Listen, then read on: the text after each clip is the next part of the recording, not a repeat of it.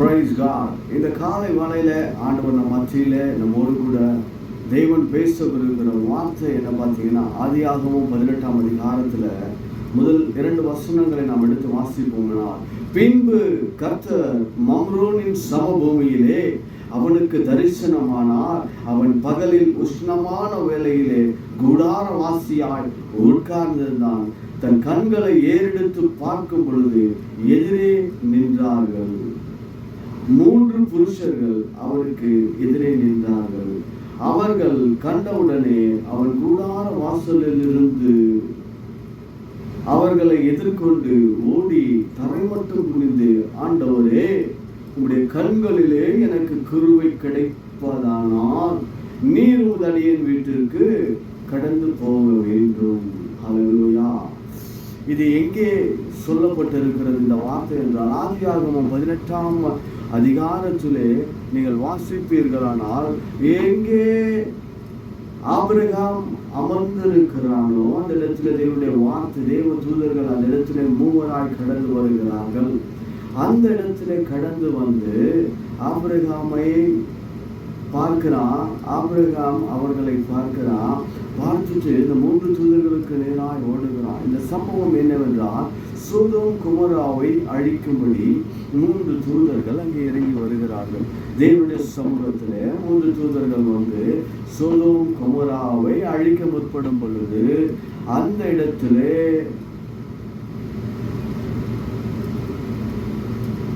ஒரு மன்றாட்டை வைக்கிறான். ஏன்னா சோதோம் குமாரிலே நீதிமானாகிய லோத்து அந்த இடத்துல வாசம் செய்கிறான். எனக்கு நம்ம பழைய ஏற்பாட்டு காலத்துல பார்க்கிறோம், சோதோம் குமாராவாய் அது அடிக்கப்படும் பொழுது நீதிமானா இருக்கிறவனே ஆண்டவர் விடுவிக்க வல்லவராய் இருக்கிறார். அப்போ இந்த நாளிலே இந்த வார்த்தை உங்களோடு கூட பேசுகிறது என்றால், இந்த வார்த்தை என்னவாய் பேசுகிறது? ஒவ்வொரு நாளும் ஆபிரகாமை போல ஆண்டவருடைய சத்தத்தை என் ஜனம் கேட்கப்பட வேண்டும் என்று ஆண்டவர் விரும்புகிறார். அதற்காக தான் இது ஆதியாகமத்துல தேவன் எழுதி வைச்சிருக்கிறார். இது முற்பாடு ஆபிரகாமிடத்துல தேவன் பேசின காரியமானால், இந்த காலகட்டத்துல தேவன் நமக்கு வெளிப்படுத்துகிறதான நோக்கம் என்னவென்றால், இதோ அந்த 3 புருஷர்கள் எப்படி ஆபிரகாமுக்கு முன்பதாய் வந்து காட்சி அளித்தார்களோ, கடாட்சம் செய்தார்களோ, அவன் அதை கண்டு ஓடுகிறானோ, அவனமாக இந்த நாளிலே உனக்காய் மரித்து ஜீவனை கொடுத்து உனக்காக உயிரோடு கூட எழுந்திருக்கிற தேவன் உன்னை ரட்சித்து இதோ உன்னோடு கூட அன்றாட பேசும்படியாய் ஒவ்வொரு நாளும் உன்னை தேடி வந்து கொண்டிருக்கிறதை நீங்கள் காணாதிருக்கிற நாட்களிலிருந்து நீங்கள் அவரை காண வேண்டும் என்று ஆண்டவர் விரும்புகிறார். அதுக்காக இந்த காலை வேளையில தேவன் நம்மோடு கூட இடைப்படுகிறார். இன்று சோதோம் குமாராவை போல இன்றைக்கு அநேக தேசங்கள், நாம் வாழுகிற தேசங்களிலே மனிதர்கள் சுற்றிலும் பாவ வாழ்க்கையிலே மனிதர்கள் அகப்பட்டு கொண்டிருக்கிற இந்த சூழ்நிலையில இருந்து இந்த ஜனங்களை விடுவிக்கப்படும்படியாய் மன்றாடப்பட வேண்டிய ஒரு நபர் சேவை. அன்றைக்கு ஆபிரகாமுக்கு கண்களுக்கு முன்பதாய் தோன்றின தூதன் இன்று உங்கள் கண்களுக்கு முன்பதாகவும் அநேக காரியங்கள் தேவனுடைய சத்தத்தை என் ஜனம் கேட்கப்பட வேண்டும் என்பதற்காக உன்னை ரட்சித்து, உன்னை உருவாக்கி, உன்னை படைத்து, உன்னை அவர் கண்களுக்கு முன்பதாய் ஒவ்வொரு நாளும் ஆண்டவர் பராமரித்து வருகிறதற்கான நோக்கம் என்னவென்றால், ஏதோ பாவ பிடியிலே அகப்பட்டு கொண்டிருக்கிற அநேகரை நீங்கள் மீட்டெடுக்கும்படி அவருடைய சமூகத்திலே ஆபிரகாமை போல மன்றாடும்படி. ஹல்லேலூயா. ஒரு மனுஷனுக்குள்ளே அநேக பாவங்கள் காணப்படும் பொழுது எல்லா உலகத்தான் மனிதர்கள் எல்லோரும் பார்க்கும் விதமாய் அங்கே ஆபிரகாம் பார்க்கவில்லை. அவர் சோதோம் குமாராவை அழிக்கும்படி தேவன் முற்பட்ட பொழுது ஆபிரகாமும், ஆண்டவரே, அந்த இடத்துல எத்தனை 50 நீதிமான்கள் இருந்தா தேசத்தை அழிக்காம விடுவீங்களா? 10 அப்படியே குறைந்து 100, 50, 10, 20, 30 சொல்லி ஒவ்வொன்றாய் கொஞ்சம் கொஞ்சமாய் அவன் கேட்கிறதற்குரிய காரியங்களை நாம் அங்கே பார்க்கிறோம். இன்னைக்கு அதை குறித்து அதை வைத்து தேவன் நம்மிடத்திலே என்ன ஆண்டவர் எதிர்பார்க்கிறார் என்றால், நீங்கள் எப்படி ஜெபிக்க வேண்டும் ஒரு மனுஷனுக்குள்ளே, ஒரு ஊழியக்காரனுக்குள்ளே, ஒரு விசுவாசிகளுக்குள்ளே, இல்லை நம்முடைய உறவுகளுக்குள்ளே, நம்முடைய உற்றார் உறவினர்களுக்குள்ளே அநேக பாவமான காரியங்கள் சொல்றோம் சோதோம் கொமோராவை போல எங்கு திரும்பினாலும் பாவ வாழ்க்கையின்படியாய் ஒரு மனுஷனுடைய வாழ்க்கையில எல்லா காரியங்கள் எழும்பி நிற்கும் பொழுது அவனுக்குள் இருக்கிற ஒரு நல்ல குணத்தை கண்டு, ஆண்டவரே இந்த மனிதனை நீர் ரட்சிப்பீரா, ஆண்டவரே இந்த மனிதன் நீர் விடுதலை ஆக்கினா நல்லா இருக்குமே, ஆண்டவரே இந்த மனிதனை நீங்கள் ரட்சித்தா நல்லா இருக்குமே என்று சொல்லி உன்னை போலவும் என்னை போலவும் ஜெபிக்க வேண்டிய ஆட்களுக்காக ஆண்டவர் எழுதி வைச்சிருக்கிற வசனம். எப்படின்னா ஒவ்வொரு வாட்டியும் தேவனுடைய சமூகத்துல போய் ஆபிரகாம் மன்றாடுவான். ஒரு விஷயம், 50 பேர் இருந்தா போதுமா, 10 பேர் இருந்தா வழிப்பீரோ, கடைசியில ஒருவன் இருந்தா அழிப்பீரோ? ஆண்டவர் கேட்கிறார். ஒவ்வொரு காரியத்துக்கும் அவரை நமக்கு ஆண்டவர் பதில் சொல்லிக் கொண்டே வருகிறார். கர்த்தரால் ஆகாத காரியம் உண்டோ என்று சொல்லி அவரை நமக்கு அநேக வாக்குத்தத்தங்களை கொடுத்தவர். இந்த நாளிலும் கூட நீங்கள் அப்படிப்பட்டவர்களா? இந்த சோதோம் கொமோராவை நம்ம பார்க்கும் பொழுது பெரிய காரியங்கள் நம்முடைய கண்களுக்கு முன்பாக பெரிய பாவங்கள் தோன்றப்படும். இந்த மனிதனுக்குள்ள பாருங்க, பொறாமை இந்த கடைசி நாட்களுக்கு ஏற்றபடியான சகல காரியமும் மனிதனுக்குள்ள, இந்த உறவுகளுக்குள்ள, நாம் கண்டிருக்கிற காரியங்களுக்குள்ள, அநேக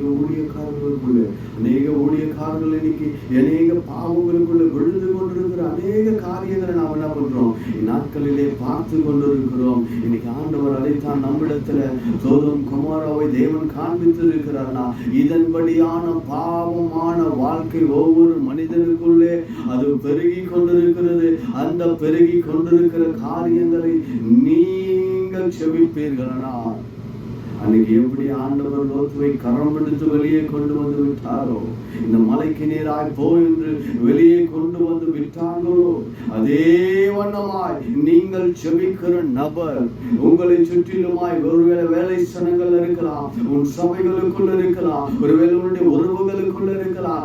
அந்த உறவுகளை காப்பாற்றும்படி அவர்களை பரலோகத்தின் வாசல்களுக்கு நேராய் கொண்டு போய் விடத்தக்கதாய் நீங்கள் செபிக்கிற ஒரு செபமானது இன்றைக்கு அந்த மனிதர்களை விடுதலையாக்க கூடும். அதுக்குதான் ஆண்டவர் இன்னைக்கு காலையில் இந்த சோதோம் கொமோராவினுடைய வார்த்தைகளை, இந்த கதையை உங்களுக்கு வெளிப்படுத்தி கொண்டிருக்கிறார். உங்கள் உறவுகள், ஒருவேளை உற்றார், உறவினர், மாமியார், மாமனார், மச்சான், அண்ணன், தம்பி, தங்கை என்று அநேக காரியங்கள் சிக்கி கொண்டிருக்கலாம்.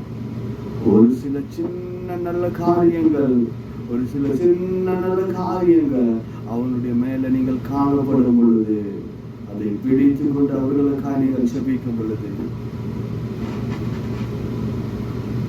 அந்த சோதோம் கொமோராவை போன்ற பாவம் பிடியில என்று சிக்கி கிடக்கிறதான உலகமும் ஊழியர்களையும் உலகத்தையும் உலகத்தான் மக்கள்களையும் நீங்கள் விடுதலையாக்க முடியும்.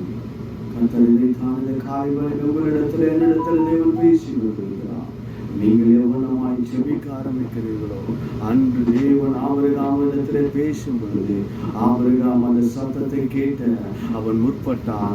ஆண்டவர் ஆபிரகாம் அந்த தூதர்களை கண்டு அவன் முன்பதாய் ஓடினது போல ஒவ்வொரு நாளும் தேவன் உங்களை குறித்து, என்னை குறித்து பேச ஆசைப்பட்டு கொண்டிருக்கும் பொழுது, உங்கள் செவிகளை தேவனுக்கு நேராக நீங்கள் திறக்கும் பொழுது அநேகரை ரட்சிப்பின் பாதையை நீங்கள் கொண்டு வர முடியும். அல்லேலூயா. காலையில் இந்த வசனங்களை நீங்க வாசித்து பாருங்க. ஆபிரகாமுக்கும் லோத்துக்கும் நடக்கிற காரியங்களை உங்களுக்கும் தேவனுக்குமா இந்த நாட்களில் தேவன் எப்படி ஆபிரகாமோடு கூட இடைப்பட்டது போல ஒவ்வொரு நாளும் உங்களோடு கூட இடைப்படும்படியாய் ஆண்டவர் விரும்புகிறார். அந்த வார்த்தையை நான் கேட்டு, அன்றாட தேவன் செய்ய போகிறதை நான் கேட்டு, இதோ ஒரு சோதோம் அடிக்கப்பட போகிறது போல ஆண்டவர் அந்த நாளிலே ஆபிரகாமுக்கு வெளிப்படுத்தினது போல என்னை சுற்றிலுமாய் இருக்கிற எந்த ஜனம், எந்த உறவு, எந்த நபருடைய வாழ்க்கைகள் இந்த நாளிலே பாழாய் கிடக்க போகிறதோ அந்த வாழ்க்கையை நீங்கள் பற்றி பிடித்து அவர்களுக்காய் செபிக்கும் பொழுது ஆண்டவர் அவர்களை வெளியே பாவ வாழ்க்கையிலிருந்து வெளியே கொண்டு வந்து பரலோக வாசலிலே வைக்க திராணி உள்ளவராய், திறமை உள்ளவராய் ஆண்டவர் இந்த காலை வேளையில உங்கள் மத்தியிலே இருக்கிறார். அது ஆண்டவர் வெளிப்படுத்தி கொண்டிருக்கிறார். இந்த நாளிலே நீங்கள் பற்றி பிடித்துக் கொள்ளுவீர்களானால் உங்களை கொண்டு அநேகரை ரட்சிக்க, உன்னை கொண்டு அநேக காரியங்களை தேவன் செய்ய, அநேகரை அந்த பரலோக வாசலுக்கு நேராக நீ கொண்டு வந்து விடுகிற மகனாய் இருக்கும்படி கர்த்தர் இந்த காலை வேளையில உங்கள்கிட்ட பேசிட்டு கேட்கிறதற்கு மனதுள்ளவனாய் நீங்கள் இருப்பீர்களானால் வார்த்தையை பற்றி பிடித்துக் கொள்ளுங்க. அவருடைய சமூகத்தில் அமருங்க. கர்த்தர் உங்களை கொண்டு பெரிய காரியங்களை சொல்லுவார்.